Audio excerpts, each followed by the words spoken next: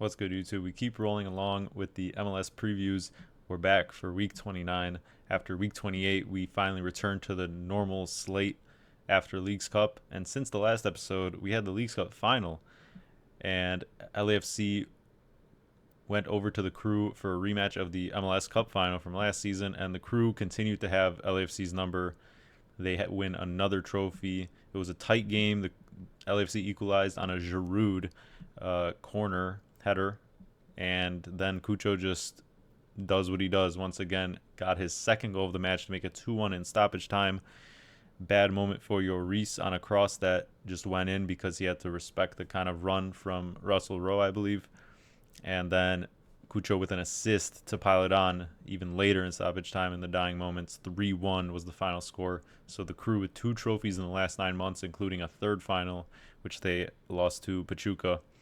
But very impressive. And then they also went on midweek the other day after the main Saturday slate to play a postponed game against the Union, who lost their third place match to the Rapids in Leagues Cup for that final Champions Cup spot. So the Union and Crew played most of their reserves and subbed on Rossi, Cucho in the last 20 minutes or so, and they still got a win on the road, a shutout at that as well, clean sheet. They just continue to roll. They're going to play again during this upcoming slate, but the main slate in terms of week 28 that we just saw obviously all the teams returning to their main action and normal lineups for the most part, especially with transfers coming in, new DPs. So as much as there were normal lineups, there was a lot of shakeups to teams that also kind of struggled dealing with those adjustments and how to fit these players in. Some of those heavy hitters so far in MLS play.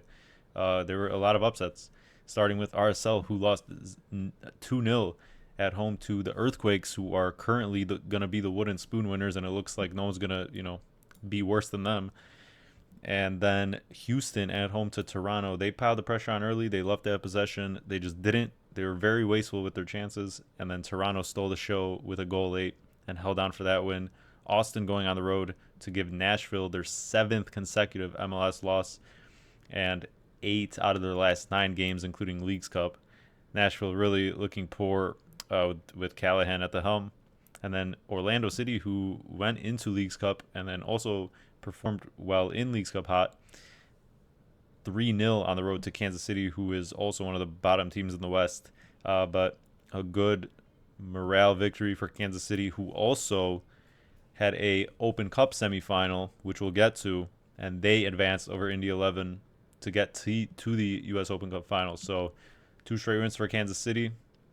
They're actually going to have a bye in this slate for week 29, but that was another shocking upset in MLS play. And then the Revs 5-0 on the road to Montreal with all their players back for the most part. Carles Hill, Vrioni, Barrero, all returning from long injuries. And then their new signing, Langoni from Argentina, kind of like a cam or slash winger. He subbed on late and also got a goal and assist. So just an insane debut for him.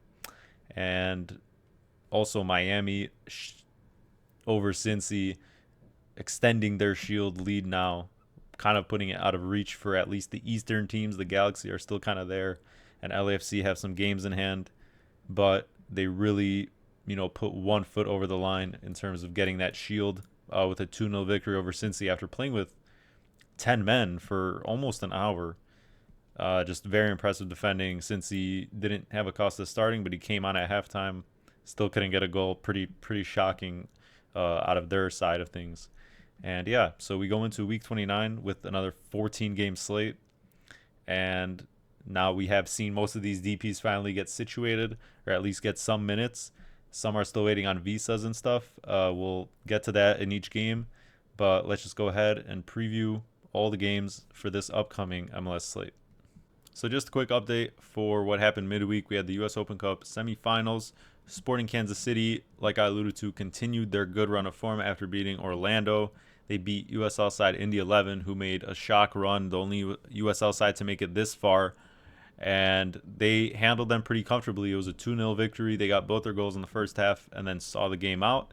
And they're now in the final. And this, for them, if they were to win it, would really salvage their season, because this is still an important cup regardless of how MLS wants to look at it and the league, Don Garber and all that, and not letting every MLS team play in the cup.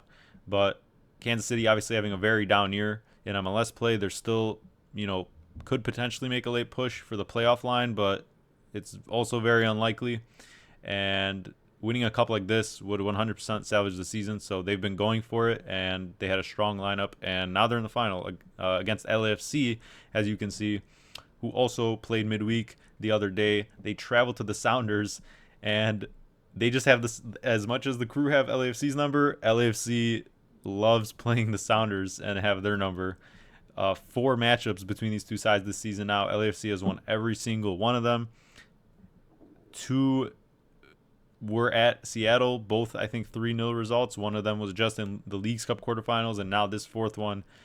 This was not at Lumen Field where the Sounders usually play. This was somewhere else in the area at a different stadium that seated much less people. But LAFC was coming off that emotional low of losing in the Leagues Cup final on Sunday at Columbus. They had to travel all the way back to the West Coast for this one on Wednesday, and they still got the job done. It was a controversial handball penalty, and they ended up winning 1-0, regardless of, I honestly didn't think it was a pen, but Seattle just, once again, regardless of that, I don't think they've only scored 1 goal, I think, in 4 matchups against LAFC, so that's kind of really not, there's bigger issues than just that, but obviously, they probably would have liked to go to penalties or something like that.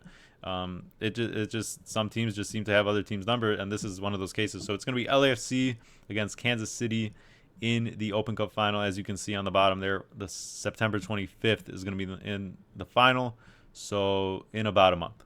So we kick off the slate. Charlotte hosts Atlanta United. Charlotte drew to Red Bulls 1-1 this past week, and Atlanta went to LA Galaxy. They played them tight, but they ended up losing 2-0. Alexei Miranchuk, their new DP from Atalanta, featured. He almost had a goal. I think it went off the crossbar. But obviously, he's going to boost this attack 100% as kind of like a cam and, set up more opportunities. The team around him, obviously, though, I sort of like some of the wingers especially, but the striker options they have right now are really bad, in my opinion. And they do like to play teams tight on the road. We saw it in Galaxy. It took a really late push by them. And the main thing here is that Charlotte as well, Pep Biel, who the reports were saying wasn't going to feature in the past game against Red Bulls, ended up getting his visa late, and then he featured off the bench late. So I think all of their signings, including Tim Ream, are now situated and have played, and probably Pep now will be starting the next game, you would imagine, as their DP. But Charlotte, once again, top 5 team in terms of expected goals allowed in the entire league. Atlanta has modest numbers in terms of their expected goals numbers on the road as well. And now they're traveling from West Coast to East Coast back-to-back weeks, so that adds to their kind of tired legs. And that's why I'm going with, for this first leg of the best bet, Atlanta team total under 1.5. Charlotte has only allowed 2 goals at home in 3 out of their whatever it is home matches. Let me see here quickly. It is in 13 home matches, so it's hitting at a very low rate. I don't think Atlanta's attack is very screaming, that they're going to create this many chances. Charlotte has one of the best center back duos in the league. They've only added to that defense, and Charlotte money line is basically evens right now as well, but I don't know how much to I don't know what to expect out of Charlotte in terms of their striker options, if it's going to be Świderski or Agyemang starting, and that a little worries me a little bit. Charlotte should be winning this one here, and I expect them to win, also due to the travel factor, but regardless of the result, they know how to shut things down and keep things low scoring. I wouldn't be surprised if they obviously as well hold a clean sheet, but I think for the odds we're getting here, this is a good leg to start with for any 2-legger. So I think Charlotte wins, and this is probably, a typical low scoring game for them at home. So moving on for the second leg of our first best bet between Toronto hosting DC United. I'm taking the over 2.5, so that gets us to plus 139 combined. So this is the second leg. The first leg was Atlanta in the Atlanta versus Charlotte game. Team total under 1.5. And I just want to take a minute a second to look at these East standings, I mean, between 7th and 15th, it's 8 points. And it gets even worse between 9th and 15th. It's 2 points. Everyone still has a chance. There's about 8 games for most of these teams. The Revs have a couple more games in hand, as you can see. As bad as some of these teams are, like DC, defensively, nothing is lost yet. 1 win, and you could literally be 9th after this week. DC just re-signed Benteke for up until the end of 2025. So keeping him there for at least another season. And he's one of the leaders or top Golden Boot in the top Golden Boot standings. And it's pretty simple here.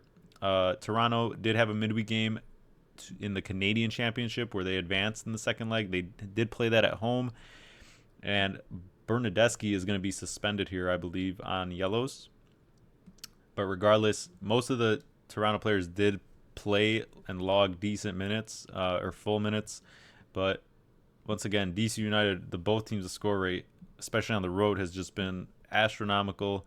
Toronto is going to have a little bit more tired legs, which helps me, believe in DC. DC is really going to push. DC is going to be pretty fully healthy here in terms of attacking wise. And the one defensive mid player they did sign over the transfer window got a red card in his first game, so that only adds to their defensive woes.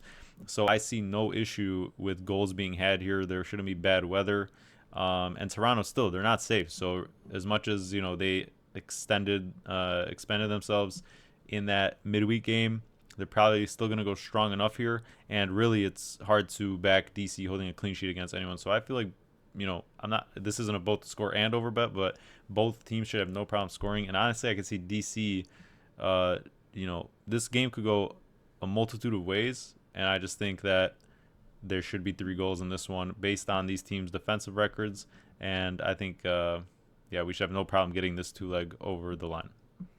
We are back again between the Crew and NYCFC, who just played in the Leagues Cup quarterfinal a couple weeks ago. And NYCFC this season, they've had 2 games against the Crew, and they played them tight in both. The score in this matchup has hit in all of the last 5, and the Crew are on short rest, which leads me to believe NYCFC could also put up another fight here. The Crew, obviously, Leagues Cup champions now, won against Philly like we talked about midweek, but they have had that extra game where they travel to Philly. Now they come back here, and this could be another one where NYCFC gives them fits and could earn themselves at least a draw. Both these teams are going to be pretty healthy. It just remains to be seen in terms of especially the Crew, like a lineup check, because they obviously played the reserves against the Union, but then played their kind of main star trio attacking-wise for the last half an hour or so. So they're still pushing to get themselves back in the top kind of 2 or 3 East, as they are now 3rd in the East. They have a couple games in hand still to maybe still make a surprise shield run if they keep winning out. But it's a lot to ask. Obviously, still Nancy keeps finding ways to make the right substitutions like he did against the Union. But once again, NYCFC has played them tightly. Their road form in general in MLS play has definitely been worse off than their home form, and they just conceded a 2-0 lead to tie 2-2 at against the Fire this past weekend. But the Crew have been pretty vulnerable defensively. They've given up, I think, a goal in most of their previous 5 or 6 games from what I've seen as well. And against the Union, they were pretty fortunate to not have gone down first. They held on to keep it nils before taking the late lead, but Philly definitely had their chances. They were just very wasteful, and this could be one that I could see NYCFC maybe stealing, honestly. But I'm just going to go for a draw here based on the uncertainty, especially with the Crew's lineup, maybe wanting to continue giving their kind of star players a little bit more rest, maybe come off the bench again. I'm going to go for a 1-1 draw. Cincy really slipped up in the Supporters Shield race, obviously losing to Miami recently, but the reason that match meant so much for them as well, and losing those points hurt in that kind of 6-pointer, is because of their previous MLS results, and it's been in large part due to points slipping up on points because of their defense. They signed Awazim, During the transfer window, he hasn't really fixed things, even with Miles Robinson paired with him as well. And now they've gone out and signed another center back, Teenage Hadebe, from the Turkish league, but he hasn't played in about 2 or 3 months. So I don't know how long it's going to take for him to get match ready, um, you know, and all that. So they've been a lot of back and forth, high scoring games. And now Acosta, even though he returned from injury and featured in that Miami match, he's going to be suspended for this one with yellow cards. And same thing with DeAndre Yedlin. So that's 2 key starters out. They still have good depth, obviously, to score. And Montreal, on the other hand, they lost so many key players that now we're already seeing the effects of after getting bounced 5-0 at home by the Revs of all teams. They lost a lot of key midfielders as part of that. They kind of sent away and then signed replacements for their kind of wingbacks, but it seems like they got maybe just a little bit worse. And for a team that hasn't been that great, especially on the road, one of the worst expected goals allowed numbers teams on the road. So it's still hard to expect them to get a result out of this. Cincy should have a kind of a fire under their belly after that Miami loss and want to keep up pace to still kind of end as one of those top 4 East teams to get a home playoff. So they still have that going for them, but defensively they still have a lot of issues to fix. And this should probably be a high scoring one. I can't really trust them for a clean sheet, but with the players out, betting wise, it's hard to trust anything in this matchup besides probably just goals between both teams. But since you should still handle Montreal, I'm going to go for a 2-1 result.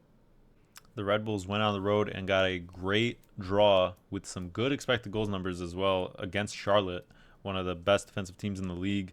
And now they come back home here to host the Union, who had a midweek game like we talked about and didn't take their chances against a weaker Crew side because of their lineup. And back-to-back really bad home results, including that Leagues Cup third place match where they lost to the Rapids, choked the lead in that one as well. Now they have to go on the road here. Red Bulls still haven't lost at home, 7 wins and 5 draws. And still, Forsberg seems like he's going to be out for even longer, maybe even 2 or 3 more weeks with his foot injury that's been kind of nagging him. But still, defensively, the Red Bulls have been solid. It's really just that killer number 9 that they've been seeking that they didn't go out and get in the transfer window. That's going to probably be their downfall when it comes to facing these higher East teams in the playoffs. But as for this matchup, they should still comfortably probably beat Philly. Philly still in the mix, obviously, like we talked about with the Eastern race. They're 10th right now on 27 points, but anything can happen. A couple results go your way, and you're right in the final playoff spots. So Philly's going to be on short rest. We'll see how they rotate here, but it's hard to go against Red Bulls or get Philly of all teams giving Red Bulls their first home loss. Maybe a draw, depending on the lineups here. But I'm going to say, especially with Philly losing now Damian Lowe, one of their center backs, on top of Jose Martinez, who went to Corinthians. That's a defensive mid and a center back going. That's only going to make things worse for Philly. They're going to have to really outscore teams, and Red Bulls, we know how they like to kind of close it down, especially at home, and especially if they take a lead in this one. So I'm going to go for a 2-0 Red Bulls win. Orlando back home hosting Nashville. Both these teams coming off losses, but in sort of different situations. Orlando, once again, was very hot coming into Leagues Cup in MLS play, but they returned and they went on the road and lost 3-0 to a very bad Kansas City team. And kind of just once again, one of those shock results. Teams are coming back and, for normal play. Things happen. I don't think that's too much of an indication on what this team is. They're still inconsistent, but they've definitely turned things around in terms of being at least the middle of the table Eastern team. And Nashville, like we talked about, 7th straight MLS loss now. 8 losses in their last 9 games, including Leagues Cup. The other result was a draw against New England that went to penalties, and they lost that as well. So not a good start at all for Callahan. Really has changed the way they play. Now they want a little bit more possession, but they still don't have really the talent to do anything with it or create, dynamic kind of ball movements and all that. They're going to need a big upgrade in the next window or just whatever. I don't think anything's going to go swimmingly for them in this last run-in of games to close the season. But once again, the East is so tight. Just a couple results could sneak you in. But Orlando, it's going to be interesting to see who they start up top for this game. Enrique has been kind of doing well for himself while the Duncan Maguire saga has been going on the side, and Muriel is kind of just off to the side despite being their DP. And now Maguire was re-signed to a long-term contract, whether that's because they really want to keep him or just kind of have that leverage in negotiations. We'll see. But he's going to try and earn his starting job back. We'll see if they go with him in this one when they went with Enrique against Kansas City. And Orlando's home form has been pretty good recently before League's Cup break. So Nashville really not showing anything, especially offensively. So I just think as well with the travel factor after last week, Orlando should be winning this one. I think their attack just simply has too much for Nashville to contain. And, it's hard to back Nashville right now. So I'm going to go for a 2-0 Orlando win. Like we talked about on last week's show, previewing Nashville hosting Austin, really no way to predict Austin games this whole season, but they have had very good home form recently. They beat the two Mexican teams in League's Cup, and they've just generally been a better team, especially attacking-wise at home. And Bukhari now against Nashville in that 2-0 win the past week, he got off to a good start, scoring in his first official MLS game. So that's a good sign for their attack. They're still they played Driussi as kind of like a false nine.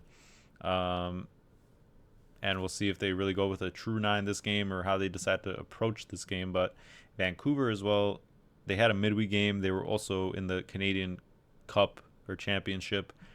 They played at home, and in that game, Brian White got a concussion. He won't be playing in this one. He's been ruled out. So that's a big blow for them. Their main number 9 option, whether they go with like Kralak up there or how they mix around Pico and Gald remains to be seen. But obviously, they kind of played their main guys as well in that midweek game, so they're going to be on heavier legs here. A long trip down to Austin as well doesn't make it easier. And I think Austin, as much as I hate on them and really don't like their chances, especially in the playoffs when they'll have to go on the road, their home form has been respectable, and their attack and their approach, like I said, and they have a lot of momentum going their way just off League's Cup as well. So with all that in mind, I'm not going to trust them with my money, but I think Austin has enough, especially with the Vancouver travel factor, midweek game factor, that they should pull this one out. But I'll probably be wrong because anything I try to predict for Austin is wrong. I'm going to go for a 2-1 Austin victory. So the Fire hosting Miami. Miami in first in the East, made a big step in their Supporter Shield run, but they expended a lot of their energy in that game because they had to play with a man down for 50 to 60 minutes, and they can't afford now to maybe slip up a couple times, assuming everyone else kind of probably will as well. And this just might be an emotional high to get off, right? Having to travel now after putting in that extra work to hold that result against Cincy with the man down. Now they have to travel to Chicago. Chicago on the other end, coming off a comeback win at NYCFC 2-0 to 2-2, and they're fully healthy for the most part, and now they finally return home after not playing truly a home game at Soldier Field for over a month. The one home game in League's Cup they had was at SeatGeek. So I think first and foremost, this is going to be an entertaining game. All the past 4 head-to-heads have had both the score and the overhit. Miami won 2-1 in this reverse fixture this season, and in this fixture last season it was 4-1 to Chicago, and Chicago has scored at least two in 2 out of the last 3 matchups, including last season's game in Miami. So this game should be entertaining at the least, and I'm just approaching it this way. I think the Fire are going to be on the front foot, especially hopefully test Miami's fitness because of what they had to do last game and the travel factor. And so as you see, obviously I'm taking Fire team total over 1.5 for even odds, and this could go a multitude of ways. Am I saying the Fire win? No, but it could end like 2-2 or even more crazier. Miami games just tend to go that way. Miami only has 1 road clean sheet this whole MLS season, and it was a 0-0 at Orlando. The Fire only have 2 home clean sheets, and both of those were 0-0s. So is this game ending 0-0s? No. I don't believe so at all. But both the score rate, especially for Miami, has been absolutely insane. They're going to be on the much more tired legs, and it could just be a letdown spot. Am I saying they're going to lose as well, though? No. So I don't mind approaching this game anyway, and if you see goals like I do, but I just think the Fire being the home team, they're going to get a little bit of a boost as well, and they should be contributing and at least scoring one. So it's all about that second, because Miami, once again, can't hold clean sheets. They lost Aviles, one of their younger defenders, in that Cincy game with the Red, and so they're going to be missing those younger legs as well. So it's going to be interesting to see who they plug into there, but I think Miami is very in a vulnerable spot, and I'm going to play that spot accordingly. And I see goals in general, but we're going to ride the Fire team total. Dallas takes on Colorado. Dallas coming off an insane game, 4-3 at DC United this past week. Colorado didn't play because they played the third place Leagues Cup game for that final Champions Cup spot. They beat the Union on penalties, so they get the final Champions Cup spot for next season out of the 3 Leagues Cup spots you could get from that. So congrats to them. But they have been on a bit of a travel-heavy run. They played Club America in that upset in LA. Then they played LAFC in the semifinal, and now they went to Philly all the way East Coast. After that, they played on Sunday, so they have basically the same amount of rest, but they've been traveling a lot, right? And now they have to go from all that to Philly to Dallas, and that's gonna have some wear and tear. Obviously, it's an emotional high to come off of getting that third place spot, which I'm sure means a lot to the team. Getting to that stage now for next season. But it's been a bit of a weird situation with Dallas's players, because Jesus Ferreira and Velasco came back for the last game after the Leagues Cup kind of break, since they got out early. They were training. Ferreira featured for like half an hour. Velasco, on the other end, he featured on the bench, but he didn't get any minutes. So whether he gets benched here again probably and or features is a question, but I'm sure he'll make the bench. It's good to see Ferreira back, especially because Peter Musa has been dealing with a foot injury, and he was in the initial lineup against DC and then got scratched like 10-15 minutes before, and he didn't play at all. So his availability for this one is in question again. Paul Arriola is on yellow card accumulation, so he's going to be suspended. And because of Colorado's kind of heavy travel schedule recently and a day less rest, this game's a little hard to predict. I still kind of originally saw goals in this one because of Colorado's kind of really high numbers, expected goals wise on the road, and what they give up on the road. But Dallas has some key players out. It might just be Ferreira up there, not even Velasco if Musa doesn't go. Arriola is a big miss, and it just remains to be seen how the Rapids line up if they decide to give any players rest. They also lost Bombito to the window like we talked about on the last episode. So I still see goals in this one, but it's hard to kind of call a result. Dallas's home form has been pretty strong.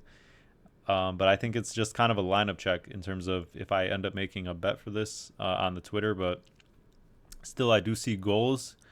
I'm going to say Dallas, probably because of Colorado's travel factor, probably squeaks this one out regardless of their own players missing. I'm going to go for a 2-1 Dallas win. So I didn't even get to this in the last segment, but as you can see in the top right, the West table as well is also pretty tight. We're not even including San Jose because they're so far down. They only have like 17 points. But there's a lot of room, like a couple wins as well. It could get you from like 10th to 4th or 5th and stuff like that. As you can see, there's not a lot of points separating, especially 4th and 8th. Like it's about a win, 4 points. So just to preface that, right now we have LAFC taking on the Dynamo. LAFC, like we talked about, a lot of travel recently, a lot of highs, a lot of lows, losing the Leagues Cup final on Sunday, advancing to the U.S. Open Cup final on Wednesday, and now they have to go back and host a home game to the Dynamo, who are sitting on a game that they probably should have won, are going to be kicking themselves over because they dominated Toronto, but just were very wasteful and got a little too cute in trying to like kind of score the perfect goal, just from what I was watching. but they're still a strong side. This reverse fixture at the Dynamo was postponed about a month ago or so because of really bad kind of hurricane weather. And so now the Dynamo are going to be on more rest, but they do have to travel to the West Coast. And LAFC, it just seems like Boanga especially doesn't matter how many games they play. He's playing like a full 90 anyways. Giroud didn't feature in the U.S. Open Cup game, so you would think he probably starts here because they still went pretty strong for that, minus him.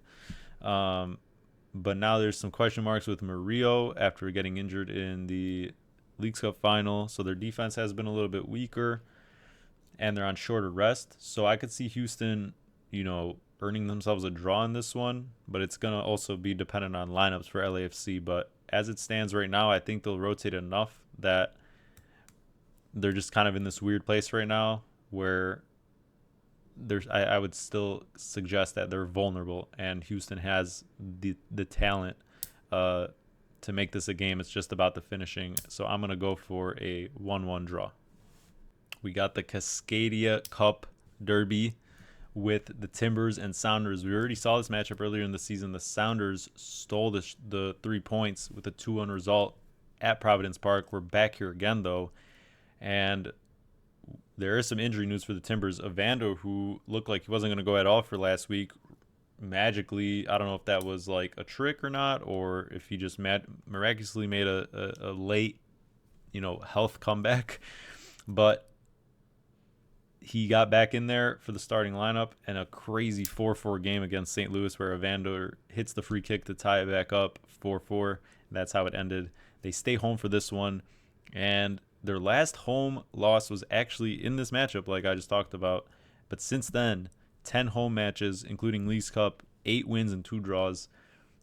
Absolutely electric. Seattle on the other end, mixed bag of results, right? They came back to MLS play, 3-2 result on the road to Minnesota, who's been leaking themselves. And they had the midweek Open Cup game at home, and 1-0 result to LAFC. Loss, once again, they just have their number. And they're going to be on shorter rest. They have to, not a far travel at all, obviously, but it's a derby match, which of course they're going to get up for, but they're just going to be on the tired legs. I just don't think that they're going to get 2 wins in Portland. Portland's going to have Kamal Miller back after a suspension, so he's going to be even more rested. Pretty healthy back line at that. And obviously, they're not the greatest defensive team, but they have been fixing it up. Taking away the St. Louis game. St. Louis really beefed up on attack. We'll get to that in their match. But Portland, Jonathan Rodriguez is going to be missing this because of yellow cards. And then Felipe Mora, who got a red, is going to be he has been banned for the next 2 games, but they're appealing that suspension or whatever tomorrow. And Phil Neville said that he's like 90% certain that it's going to get repealed and that he'll be good to go for this game. So remains to be seen, but I still think they have the attacking options, especially with Evander, Anthony, Moreno. Even if Mora doesn't go, I still think they have the attack to keep up with Seattle, whose attack I just really don't rate in general, and is going to be on the more tired legs. So we're getting the not push protection, but we're getting the double chance here as the first leg of this best bet in a derby match that should be very highly contested, but I just don't see the Timbers, at least not gaining a point.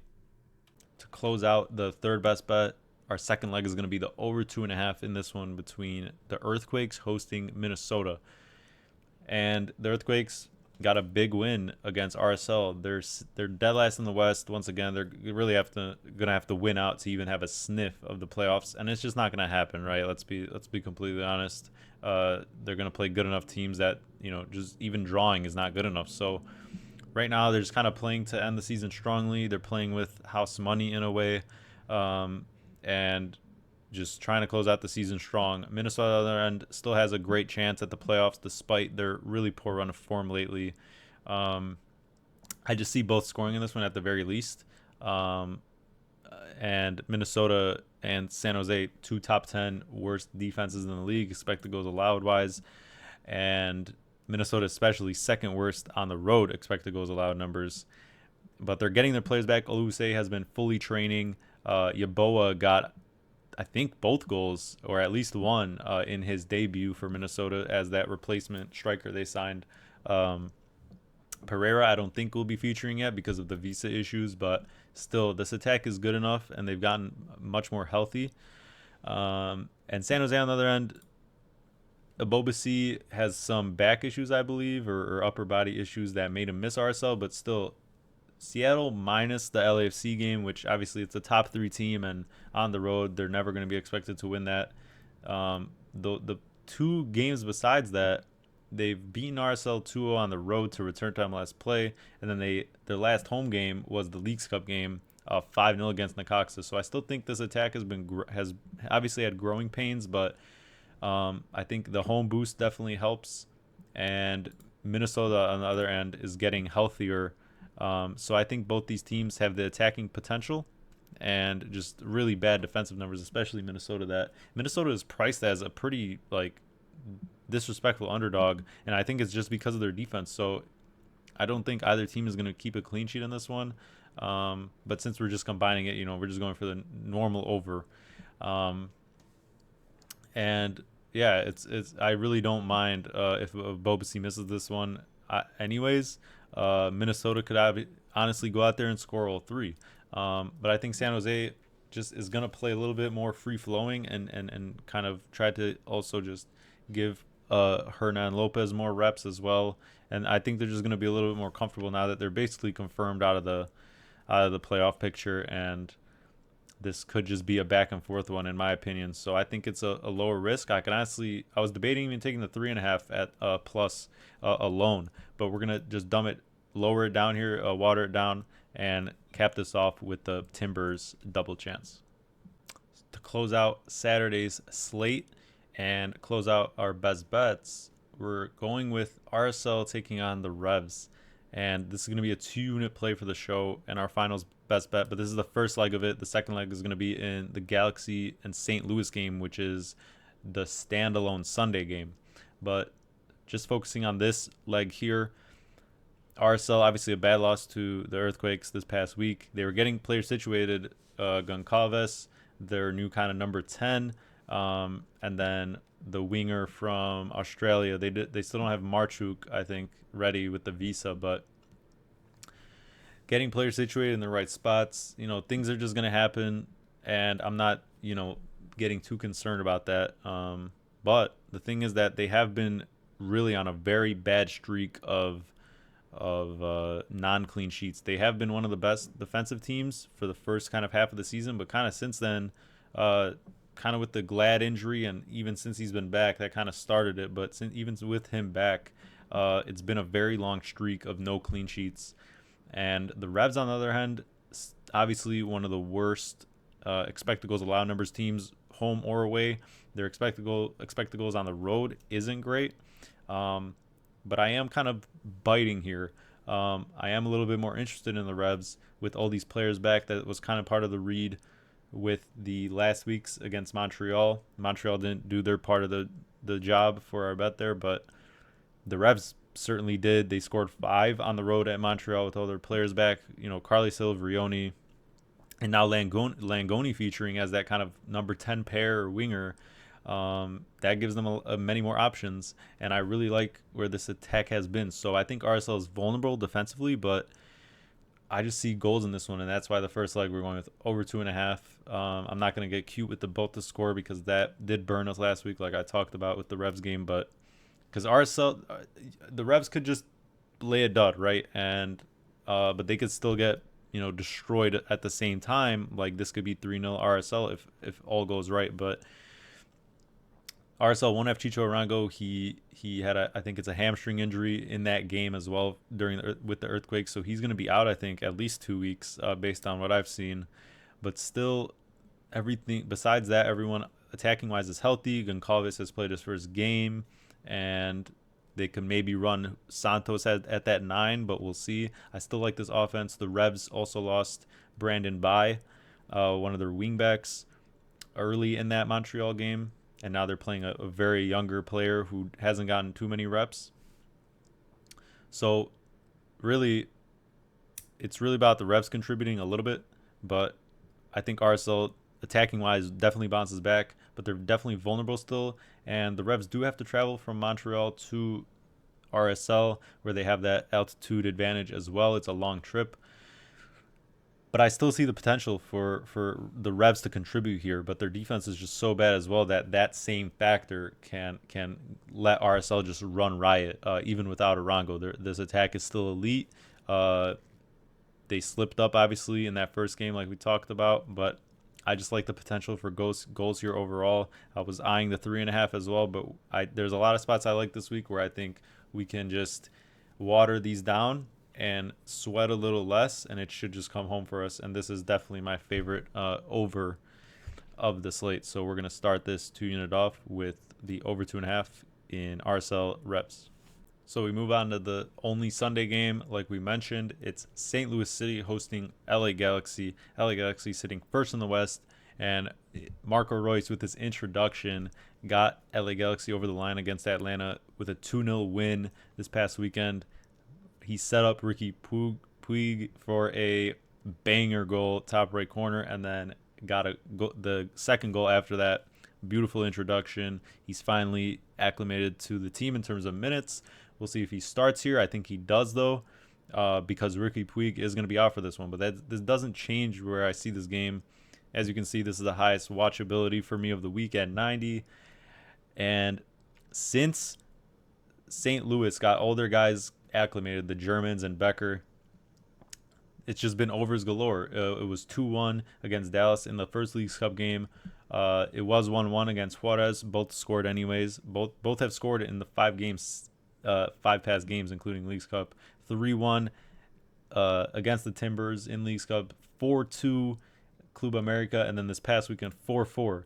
Their defense is still top 5 worst. Galaxy are top 10, right up there, worst. And regardless of if Puig is out, not playing, they still have Royce now. They have Fagundes, who can run the show, and maybe Puig, for as good as he is, it could be helpful for this bet, but he also gives up a lot of risks. That's just the kind of game you play with him starting. So he gives up some bad passes that lead to breakaways. But without him, Fagundes can still kind of pull the strings, and we'll see if Royce starts or not. But Joveljic was on the bench for the last game. He didn't really feature.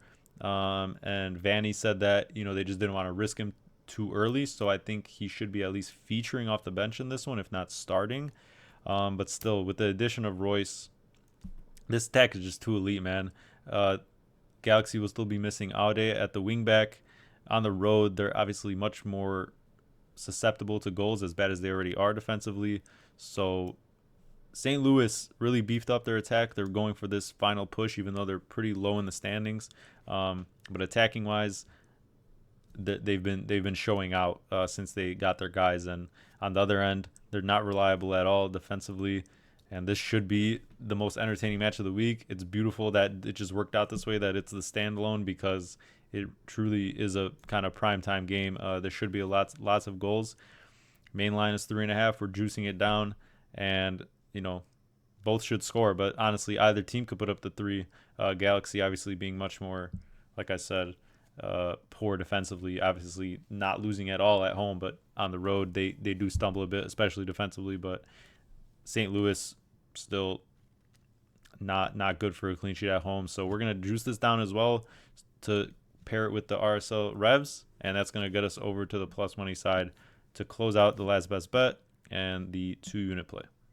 Thanks for tuning in once again, guys. I really appreciate your support.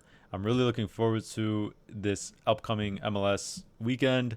I think it has the potential for a lot of goals. I mean, I know the league generally, we get a lot of goals in these matches, but I think with the first week back, there were a lot of surprising results, just score lines, and I think teams are going to be a little bit more acclimated, especially these new signings, and they'll be clicking a little bit more, especially the heavy hitters. So we'll see, though. We got a lot of marquee matchups. We got, obviously, the Cascadia Cup Derby with the Timbers Sounders, round 2. Timbers looking to get revenge in that. And then we close out with Sunday's St. Louis against the Galaxy. I'm pretty sure that was a match. That reverse fixture started off the season in the first couple weeks. It was 3-3 in LA. So should be another one, honestly, sort of kind of game like that. We're hoping for it with one of our bets. But If I do make any additions to those bets, please make sure to check out my Twitter on Saturday or Sunday for more updates and just general news for MLS. But once again, thanks for tuning in, guys, and I'll see you for week 30.